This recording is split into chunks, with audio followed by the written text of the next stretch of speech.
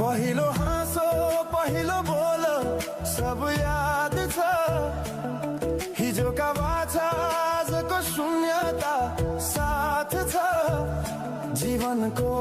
रंग नै हरायो अचानक तिमी बिना बाँच्नु पर्यो कति कठिन